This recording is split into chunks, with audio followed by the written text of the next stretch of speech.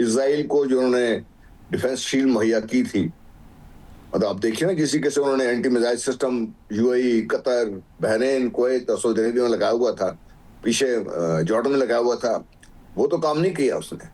Israel को जो है 3 लेयर डिफेंस था, air defence, anti missile system था, वो भी डिफीट हो गया। उनको जो मेंटेनेंस वो भी हम दे रहे हैं, और ट्रम्प साहब वो ये भी कह रहे हैं कि इस जंग की कीमत भी वो अदा करेंगे हमें, तो वो क्यों इनके साथ रहेंगे?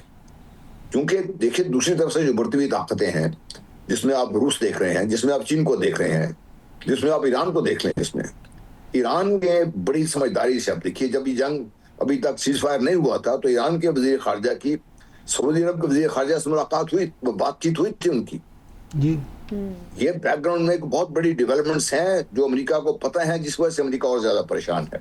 अच्छा सर, ये फरमाइएगा कि कुछ अखबारी रिपोर्ट्स के मुताबिक और फिर राइटर ने भी ये दावा किया कि इसराइली हमले के, किसी भी मुमकिन इसराइली हमले के खदशे के तहत पाकिस्तानी लड़ाका तैयारे जो हैं वो ईरानी वफद को अपने सिक्योरिटी हिसार में ना सिर्फ वहाँ से लेके आए बल्कि यहाँ से वापस भी पहुँचाया। और कुछ ज़राए तो ये दावा करते हैं कि 500 किलोमीटर तक का जो इलाका है वो पाकिस्तानी फ़िज़ाइया ने उसको अपने हिसार में लिया हुआ था। तो आप पाक फ़िज़ाइया की इस कारकर्दगी को किस नज़र से देखते हैं? देखिए पाक फ़िज़ाइया की तो अल्लाह ताला अपनी रहमत फरमाए पाक फ़िज़ाइया पर, पाकिस्तान की अफवाज पर, पाकिस्तान पर, पाकिस्तान के अवाम पर।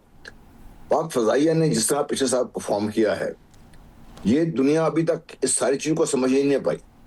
टेक्नोलॉजी तो हमारे भारत की हमारे पास हमसे बहुत बेहतर थी, उसके बावजूद पाकिस्तान ने वो जो परफॉर्मेंस दिखाई है, जिस तरीके से भारतीय एयरफोर्स का जो उनके S-400 का बहुत बड़ा जोम था, जो उसको नाकारा बनाया है पाकिस्तान ने। तो पाकिस्तान की एयरफोर्स के बारे में आज से नहीं है, ये तो मतलब जब से ये पाकिस्तान ने अपनी एयरफोर्स बनाई है उस वक्त से अल्हम्दुलिल्लाह बहुत अच्छा परफॉर्म कर रही। पाकिस्तान की एयरफोर्स फुल्ली डिप्लॉयड थी, जो मेरी तलात है, जिसमें सिर्फ मैं राकत तैयारों की बात नहीं कर रहा, और भी जो सपोर्ट सिस्टम था वो सारा डिप्लॉयड था। जितनी कम्युनिकेशन C4, C5, C6 जो भी कह लीजिए, वो सब डिप्लॉयड था। सारे मामले में बिल्कुल इसराइल की जानिब से सिक्योरिटी इश्यूज तो रहते हैं। जिस तरह सदर ट्रंप की मुख्तलिफ स्टेटमेंट्स आ रही हैं इस सारे मामले पर, हम देख रहे हैं एक तरफ तो मुज़ाकरात को खुशाइन भी कहा जा रहा है, लेकिन दूसरी तरफ कहा जा रहा है कि अगर मुज़ाकरात कामयाब नहीं होते या कोई डील नहीं होती तो फिर जंग होगी।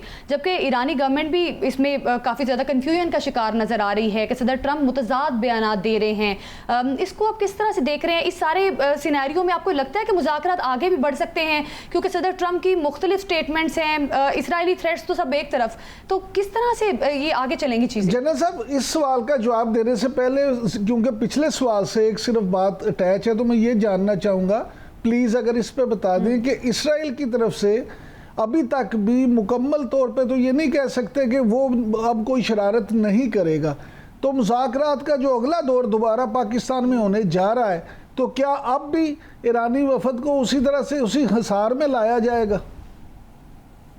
देखिए ना, सिर्फ इसराइल से अमेरिका के बारे में भी मेरी कभी कोई जो राय है वो और नहीं है, सिर्फ इसके उसमें एतमाद नहीं किया जा सकता। पाकिस्तान को ये एफर्ट फिर करनी पड़ेगी, नंबर 1। नंबर 2, जो भी दूसरा सवाल था उसका जवाब देने, वो ये है कि बेसिक मसला ईरान में नहीं है। ईरान बड़ा वाज़ेह और क्लियर है, उसने जो पोजीशन है, पाकिस्तान के फील्ड मार्शल 3 दिन लगा के आए हैं, वो सब मिल के आए हैं, बड़े वाज़ा ईरान की तरफ से जो भी रायत दे सकती थी वो पाकिस्तान को पता है, और ये रायतें कैसे दी जाएंगी, कैसे होगा, गिव एंड टेक कैसे होगा, उसके बारे में भी पाकिस्तान का मनसूबा में मुझे पूरा यकीन है कि तैयार है। और ट्रम्प साहब सिर्फ एक उनका मसला है कि वो नंबर 1 तो दुनिया को कन्फ्यूज रखना चाहते हैं, नंबर 2 अपना तजारती मकासद पूरे कर रहे हैं, नंबर 3 इसमें सिर्फ एक फरीक नहीं है, अमेरिका और ईरान नहीं है, इसराइल डेफिनेटली एक फरीक है। और जब अमेरिका ये समझेगा कि उसकी सुबकी हो रही है, तो वो इसराइल की तरफ से कोई ना कोई शरारत कर देगा ताकि कुछ ना कुछ हंगामा चलता रहे। दूसरी तरफ आप देखिए सऊदी अरेबिया है, सऊदी अरेबिया को जहां तक ताल्लुक है, वो पाकिस्तान के कहने पर उनकी अपनी जो समझ है, मैं समझता हूँ बड़ी बहुत समझदारी का सबूत दिया है। उनकी तरफ से एक बयान भी गर्दिश में है कि भाई हम अपनी सरजमीन या अपनी जो फजाई हदूद है किसी को इस्तेमाल करने नहीं देंगे। कतर ऑलरेडी कर चुका हुआ है। तो अमेरिका के अपने हवारी जो उसके जो साथी हैं यूरोप में, वो सारे उनके पिछड़ के बह गए। तो अमेरिका की ये मसाइल तो हैं उसके, और दूसरा मसला सबसे बड़ा उनका ये है कि वो चीन का मुकाबला कैसे करे यहाँ पर, रूस का चीन को दोनों को मिलकर मुकाबला कैसे करे उसको भी यहाँ पर। क्योंकि यहाँ कोई कमेंट करता है तो फिर चीन के पास दूसरे ऑप्शन मौजूद हैं। तो अब ये ट्रम्प साहब फंसे हुए हैं। मेरा ख्याल है कि पाकिस्तान की जो कोशिश है दुनिया को अमन देने के लिए, जो पाकिस्तान एफर्ट कर रहा है, सारी दुनिया ने उसको सराहा भी है, एक्नॉलेज भी किया है।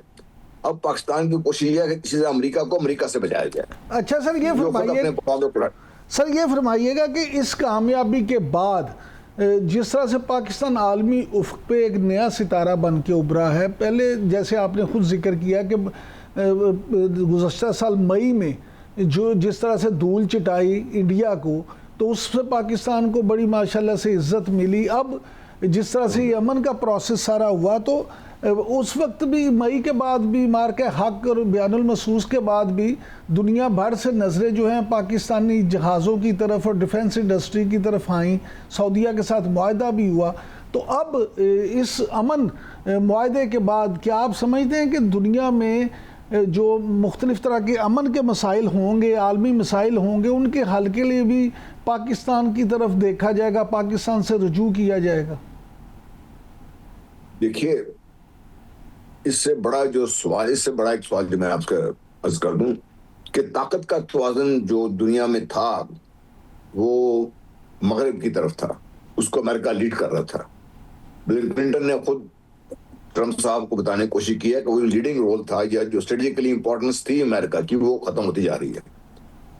ताकत का तवाज़ुन मशरिक में डेवलप हो रहा है। और मशरिक में जब आप देखते हैं तो मशरिक भाई देख लीजिए, वेस्टर्न एशिया देख लीजिए, साउथ एशिया देख लीजिए, जिधर आप देख लीजिए, पाकिस्तान आपको एक पिवट के तौर पे नजर आएगा।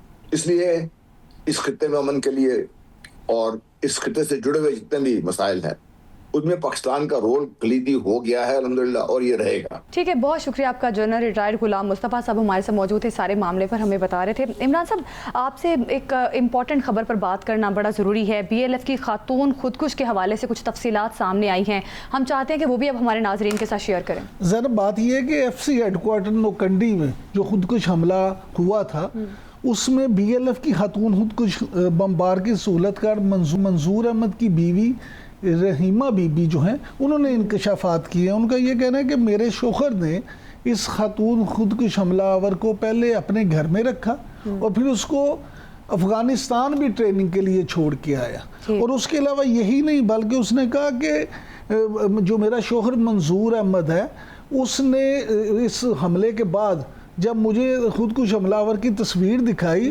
तो मैंने फ़ौरन पहचान लिया कि ये तो वही खातून है जो हमारे घर में रही थी। और उसके बाद ये है कि इसका शोहर जो है, जब ये हमला उसने किया खुदकुश हमलावर ने, तो उसके बाद वो खुद भाग के अफ़गानिस्तान चला गया। तो गिरफ्तारी जब ये रहीमा बीबी और उसके भाई मोहम्मद ज़ुबैर की गिरफ्तारी भी उस वक्त हुई जब उसने वहाँ से फ़ोन करके इनको कहा कि आप लोग भी अफ़गानिस्तान आ जाएं। तो ये भी अफ़गानिस्तान जाने की तैयारियों में थे जब ये पकड़े गए। तो लेकिन आखिर में ये भी उसकी बीवी ने इंकशाफ किया कि इसके शोहर के दहशतगर्दी में मुलव्वस होने की वजह से इनके कबीले और ख़ानदान को जो है बड़ी मुश्किलात का सामना, और उसके शोहर ने पूरे ख़ानदान को मुश्किलात में डाल दिया।